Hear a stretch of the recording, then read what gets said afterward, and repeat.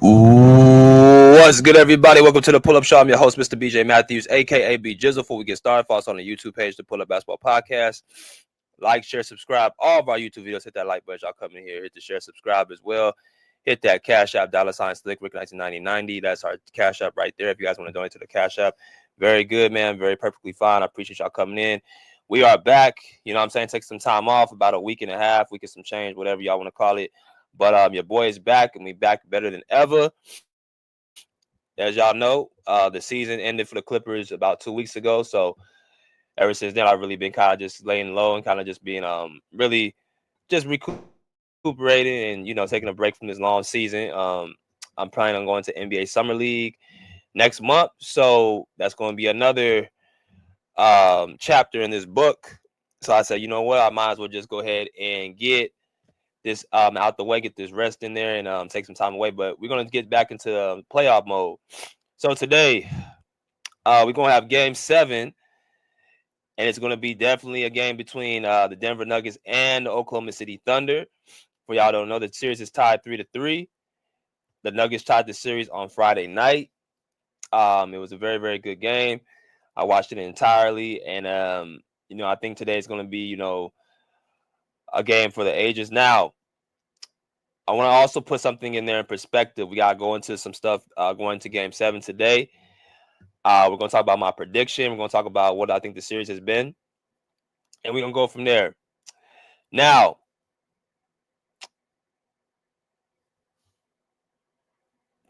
coming into this series, I have the Nuggets winning in 6 games. The Nuggets winning in 6. I looked at the series and I said, okay, you got one team in Denver who is experienced, has a championship lineup, has a championship coach, and has all the ingredients what it takes to win a championship.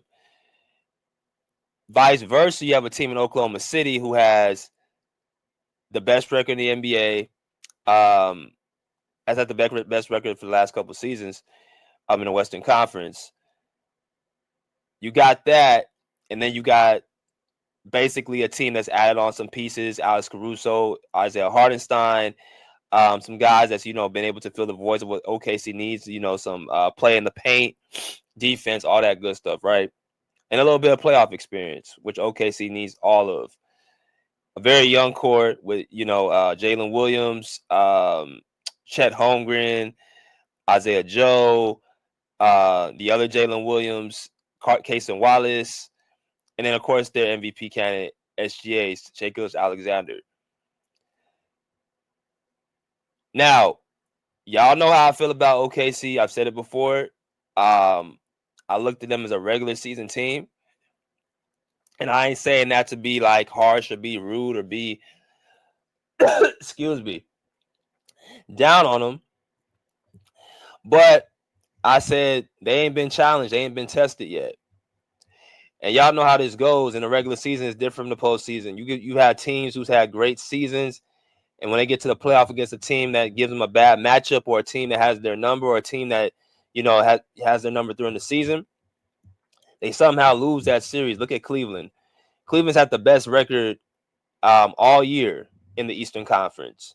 Ran through, I think they had like a 17 or something, a crazy winning streak. Somewhere between 15 and 17 games, right? You would think they would get out the second round, but still they got out of the second round yet again. Donovan Mitchell falling again, but see, there were some circumstances with Darius Garland's toe and all that stuff. He missed the first 2 games, the 2 games that Cleveland, lost. I feel like if Darius Garland played, they would have probably, that series would at least went 7. So it would have been just like Cleveland and Denver, or it would have went 6. I think Cleveland could have beat them. But because they didn't have Darius Garland, they weren't able to win the series. But that's beside the point. The point is that don't look at seeding as the end-all, be-all of a team beating you. Here we are, Game 7 between the Nuggets and the OKC Thunder, a team like the Nuggets who I keep hearing over and over, don't have this, don't have that. They got too much stuff going on. They lost their coach. I've been hearing that all since the start. They lost their coach. They're going to struggle so much without Mike Malone. You know what I'm saying? They don't, Mike Malone's a guy that, gave him toughness and gave him resiliency, gave him all this, that, and the other, and they're just gonna struggle. And as I told y'all before, I went through a story back in when I was in when I was playing. There was a similar situation where the coach that we had got removed, and instead of us going down and basically whatchamacallit kind of submitting to the season, we got better. We actually stuck together and got better, and we was able to go on a little bit of a winning streak because we didn't want the coach there. See, this is all starting to shape up that this was a decision made by multiple people. And like I said, I had a resource that, is a beat writer for the Nuggets who told me the scoop. But basically, let's just say that the Nuggets were, pretty much off by Mike Malone. And I'm talking about the top players. They were kind of, turning them off, trying to tune them out. And that presumed the owner to make the decision to not just remove Michael Malone, but also move Calvin Booth, who's the GM. This situation got so hostile. It's been like this for the last couple of seasons.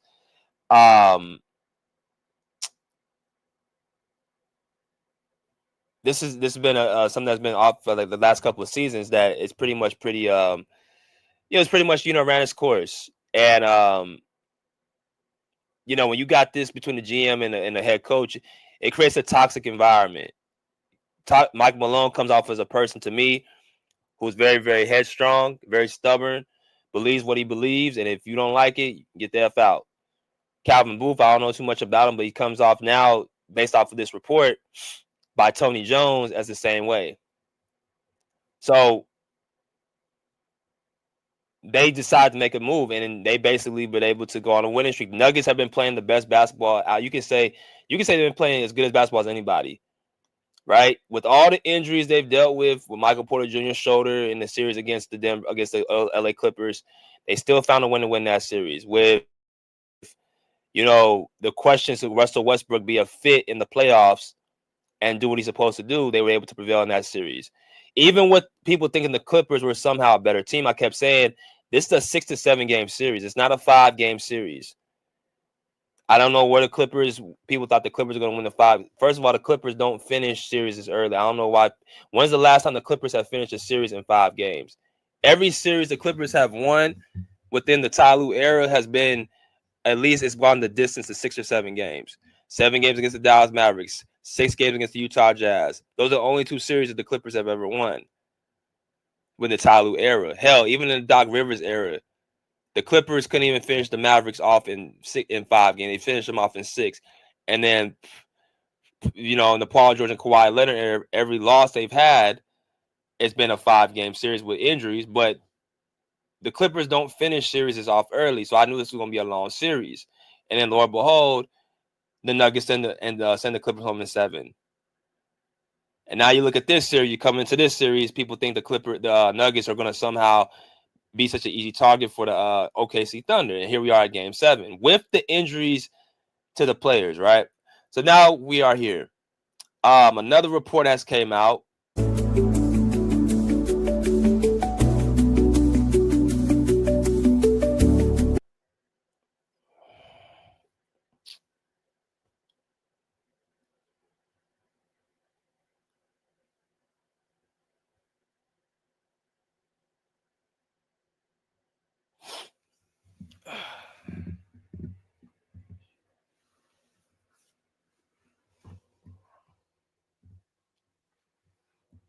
Yeah, call that. Tell me that you want, Put her ass straight. Tell me that you want. Hey, Julian. Tell me what you want, Oh, yeah. Give me that you want. So, my bad, y'all. Aaron Gordon is going to be out for game 7. It's uncertain. It's in doubt. I'm sorry. His status for game 7 is in doubt with a grade 2 hamstring strain. Let's read. Denver Nuggets power forward Aaron Gordon faces long odds to play in game Sunday's game 7 as he has a grade 2 hamstring strain and needs several weeks to recover from injury. Sources told ESPN Shaz Karania. Gordon, the Nuggets playoff star, has been searching for ways to play against the Oklahoma City Thunder, but it's becoming physically improbable to do so. He had exited Thursday's series, extending Game 6 win in late fourth quarter after grabbing it at his hamstring. The Nuggets held some hope that Gordon would play after he participated in a walkthrough Saturday through interim coach David Alleman said the team would wait and see how Gordon was feeling Sunday. He is listed as questionable on the NBA injury report. Gordon, an essential part for the core of the Denver team that won the 22-23 title, has been a force during the Nuggets run. This postseason, he is averaging a career playoff high 16.8 points and 7.3 rebounds per game and has made several clutch plays. All right, let's stop right there. So we have another injury that we're dealing with coming into Game 7. And it looks like Aaron Gordon is, from what they're saying, in doubt. They list him as questionable, but he's in doubt with that grade 2 hamstring strain. Now, this ties into my prediction of what's going to happen, I feel, today. The game's in a few hours. I'm doing this video in the morning time, so y'all can have it up, y'all can have it right away. But when you look at this game right here, and you look at OKC versus Denver, Aaron Gordon, we saw what he was against the Clippers. Let's look at how he's been with the against the Thunder. 1 second. So right here, man, we got Aaron Gordon has averaged 14.5 points per game, 9.2 rebounds, and 3.8 assists in 6 games against the Thunder in the 2025 Western Conference semifinals. So Aaron Gordon has showed his force in different ways than he did against the Clippers. The Clippers series, he averaged 22 points a game. This series, he's averaging 14.5. His offense ain't as dynamic as it was against the Clippers. And the reason why is because when you look at OKC, they're more so strong at the guard and wing play. The Clippers are more at, they're more dominant at the center / wing with, Kawhi Leonard. So I say that to say this. The Clippers have a guy for Aaron Gordon like Kawhi Leonard. Right? The Thunder, they're more so defending Aaron Gordon as Aaron Gordon's having a harder time against the Thunder because of the team defense that the Thunder play with. People keep saying the Clippers have such a great defense, and it's good, but we saw in that series just, against like top level players, they're going to struggle against them. Even with OKC against Jokic, I ain't really seen a team frustrate Jokic the way that the Thunder have so far. The Clippers against Ivica Zubac, I think it was, more so one-on-one defense. I'm about to talk about team defense. The team defense that OKC has been putting on Nikola Jokic has been frustrating outside the last couple games.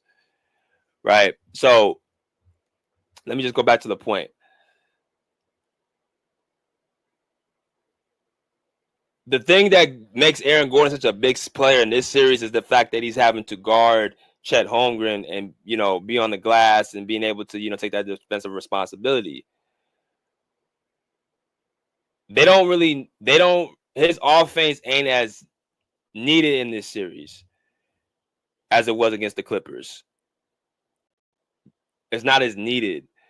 I've seen OKC, one of the things about them, bro, like, they don't really have much of a real set offense. I see why their offense is in the middle of the pack.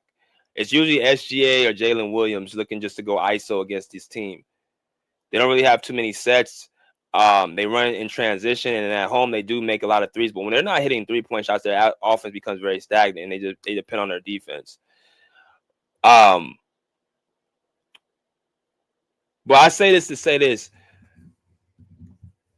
I look at the Nuggets team, and what I saw from Julian Strawther and what I've been seeing from Peyton Watson, I think that this may be a game where those two can make an impact, because just to be honest with you, I don't see Aaron Gordon playing Game 7. I'll be very shocked if he plays Game 7. Why is that? Because him playing game 7 would mean basically that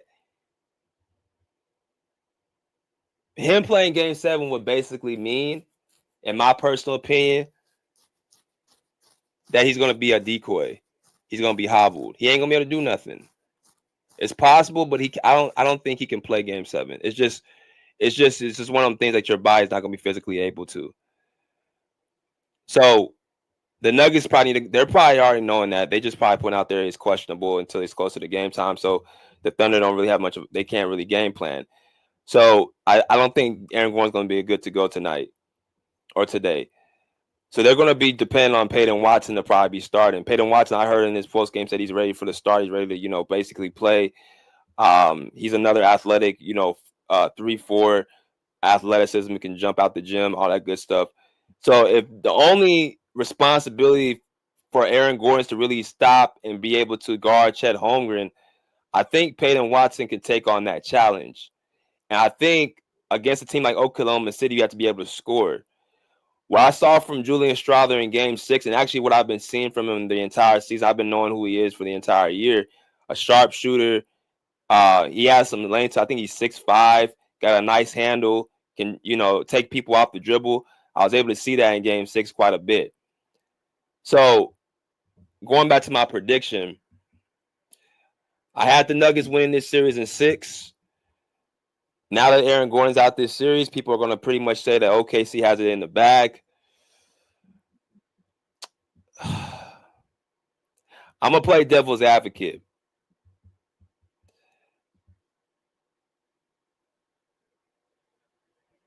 And I could be wrong. I'm not going to, if I'm wrong, I will come back and say that I'm wrong. I think the Nuggets can take this game. They've been through pretty much everything you can imagine. They've been through injuries. They've been through coaching changes. They've been through, all that, and they've still been able to prevail. They're a very tough-minded team. I don't think an injury is going to – they're going to still go in there with the mindset that we can win. They've seen everything. Jamal Murray has been playing through sickness. Michael Porter Jr. has been playing through injury. Aaron Gordon has been playing through injury. They throw a guy like Julian Strawther out there for Game 6 in a pressurized game, and he prevails. Now, I know it's at home, this is on the road, but like I told y'all about OKC, and I'm not trying to basically just make this about bashing OKC, but they ain't been tested. If you look at their entire run the last couple seasons, last 3 seasons, you look at the year against them in the play-in 2022, or was it 2023? Yeah, 2023. In the playoffs against Minnesota, they lose in the play-in. 2024, they lose in 2024 in round 2 last year against the Dallas Mavericks. They beat the New Orleans Pelicans, but they didn't have Zion Williamson. Then you go into this year in 2025. You don't beat you beat the Memphis Grizzlies convincingly the first 2 games, and then in Game 3, the Grizzlies had you down by 20 plus, and then Ja Morant gets hurt and he misses the entire series. So they ain't really been tested yet. Well, they face a team that has had their championship DNA and they've been healthy up until this point. And you see them now going 7. A team against a team that somehow is so pretty much inferior to, OKC and so inferior to all these other top teams. Well, how we reached 7 games? Now, if Aaron Gordon was playing, I really would be confident that the Nuggets would beat them. But now that Aaron Gordon is out, is going to probably be out. I'm not going to even say probably. I just think he's going to be out. Now that he's going to be out for this game, I personally see that this could be a coin flip. OKC has they have a lot going for them. They have the home crowd, they have the youth, they have a very, very solid team as well. They're very well coached. They have all that. Denver, they got everything against them. Injuries, on the road, all that. But this game's going to be won by who's mentally tougher. You look at OKC side, who's been in this position where they've had a Game 7 they had to win? Well, the only person I can see on that roster has been Alex Caruso. And it ain't really been a game 7, but I just think he's won the finals. He's the only person that's been in this position, in this amount of pressure. Isaiah Hartenstein tasted this last year against the Indiana Pacers. They lost in game 7. He was there. Hell, even his head coach, Mark Denhall, ain't even been in this conversation. He's been doing a miraculous job all year. He's been here before. He hasn't been here before. Those other guys, Isaiah Joe, Cason Wallace, Jalen Williams, you know what I'm saying? Hell, even SGA, they haven't been in this situation at all. You go to Denver side, they ain't done nothing but be in game 7s together. Jamal Murray, Nikola Jokic, Michael Porter Jr., Aaron Gordon, even though he's not going to be there. Russell Westbrook has been in game 7s, plenty of them. And as I hope that people understand the narrative that he's such a bad playoff performer. Russell Westbrook's one of the best playoff performers you're going to see. And by the way, I don't think this is much of a series for him as well, because other than probably defensively, but offensively, you got to be able to score against OKC. And Russ's shot was falling against the Clippers, but it's not falling against OKC. They're very scrappy. They're very gritty. They close out. They help. They do a lot of help side defense, all that stuff. So it's hard. It's hard for Russ to really even score against this team if he's not hitting shots. Maybe this game the shots open up. I don't know, but he's been in game 7s. So and even the coach David Alderman has been in game 7s on the sideline. So this series ain't even about who has what stacked against what. It's about who's going to be able to prevail in this situation. Who's going to be able to be calm in pressurized moments, because there's going to be pressurized moments. OKC needs to blow the Nuggets out, because if the game is close, I got the Nuggets winning this game. So I'm going to go out on a limb and say the Nuggets going to win this game. I'm going to go out and say on a limb. I've already said the Nuggets in 6, so I can't change my pick now and say, oh, OKC in 7. I'm not as convinced about them. They're a good team, but this is why I was telling everybody at the start, like they are a regular season team, and what we're seeing right now, if this was a real team that was a championship caliber team, they would have already put Denver away. You gave up game 1, you lost game 3, you got beat in game 6. The only game I saw OKC really be dominant was game 2. And that's really when, because they lost that game, they were running mostly on, momentum. I think they're more younger and they're more talented.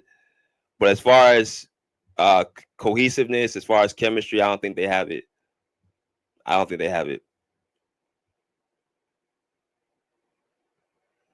So we will see what happens. I hope everybody enjoyed this video. But until next time, respectfully say, pull up a seat, pull up a chair, pull up. Peace. Out of here like swimwear.